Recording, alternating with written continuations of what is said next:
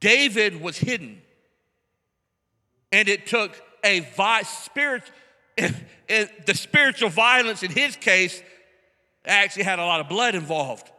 But it took a spiritual violence to bring about the narrative change in his life so that he wasn't hidden anymore.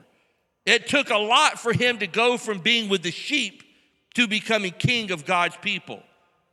Saul, who was king, the prophet came and said, Saul, you have failed God. It's being taken away from you, and it's going to be given to someone that is a man after God's own heart. And so God went and found David. And the Bible says, this man David was a man after God's own heart.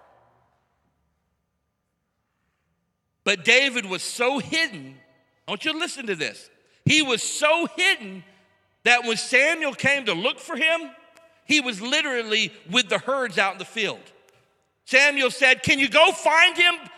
Tell him that the prophet is here to anoint him. I'm here to anoint him king, and he's out there with the herds. That's how hidden he was. He was so hidden that there were 7 brothers in front of him that Samuel went and looked over.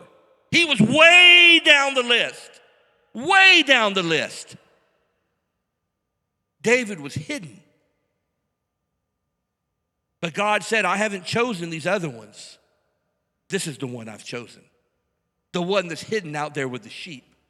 That's the one I've chosen. And let me say this.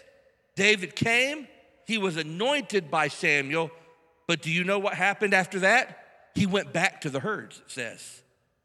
He was anointed, but he was still hidden. Sounds familiar. He was anointed, but he still went back out there with the sheep. He still went out there in the valley and awaited for the call of God. But something had to happen. There had to be something that took place that shook the narrative of David being the young son behind all the other ones. Something had to happen for him to go from being a sheep herder to being the king. And there had to be a violence that happened. There had to be a declaration that happened. We're making our declaration today. David made his declaration on the battlefield in front of Goliath.